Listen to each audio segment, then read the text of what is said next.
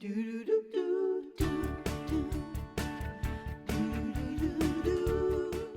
Tanya, as a mom, being a DIY crafter on our show, what Yes. has that meant to you? You know, it has actually brought so much more to my life than I really could have ever expected. So I really do want to encourage you and tell you that even as a mom, as a parent, this is the best job that I could have ever been blessed with. And here, obviously, you know, we have the most fabulous family, most incredible times, but what it's done, see right there, what it has done, it has actually brought me so much closer to my daughter.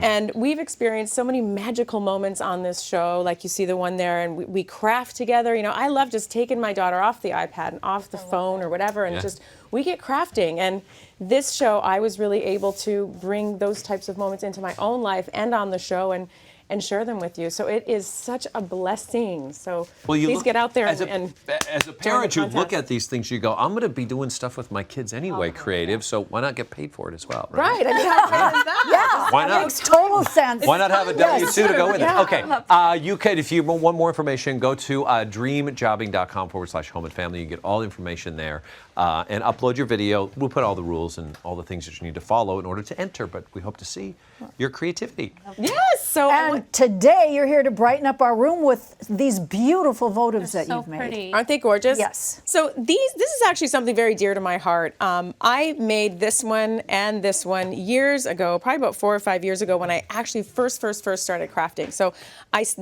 these were one of the first things I ever made. Wow. And Ava wanted a little votive with a candle in it, so of course I made her this one. A friend of mine saw this. She's like, well, can you make me some for my wedding? And so I made a bunch of these for her wedding. That's very pretty. And then I just sort of started embellishing them, and it's just a wonderful way. Of course, you can do this, you can read a book, you can do whatever, just to sort of take your mind off of things and just completely submerge yourself into this world of crafting. And I have special memories with every single one of these. So yeah. So there's hope. She said that. Yeah. You're not a DIYer? I just can't do anything like this, so I'm excited about learning and to know that this is where you started, which is beautiful. Right. So you already had a talent, obviously. but- Well, it actually looks harder than it is. So I'm going to show you're going to help me with this one, okay. Keisha, and so Yay. we could work on that. Can we one talk together. about, though, because I noticed that they're lit up, but you're not using real candles. You're using the ones that are battery operated. So should you have batteries on hand? Well, you should. Here's the thing. You definitely want to use, you don't want to use real candles with the flame because they're so embellished. You don't want it to catch on fire. So you do want to use these battery operated ones, but make sure, and I know that if any of you use these at home, they run out of their battery so quickly. So here's a little battery for you right here. Just make sure that you have extra, you have extra batteries on hand so that you can have these lit much longer. It's nice to keep them on all the time. And You can it's have- safe. And it's safe. safe. You don't worry about, there's wax all over the place. Right. Yeah. Exactly. Wonderful. Glitter. Or glitter, please. Or glitter. All right, how do we get started on it? So I started earlier today on this gorgeous one with all of my my tools and stuff. So we have our painter's tape and your empty vase.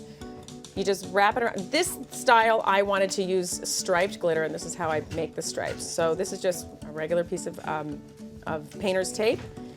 And then the next thing is to just pour the glitter on a big, huge piece of paper. This was actually the neatest way to do this. And I wanted to shake it up so that it's nice and smooth. First thing you want to do is put on some spray glue, just like that. You don't want to put on too much, because if you put on too much, the glitter is going to go on too thick, and you won't be able to really see through the glass when Wow, you're quick. you have your candle, right?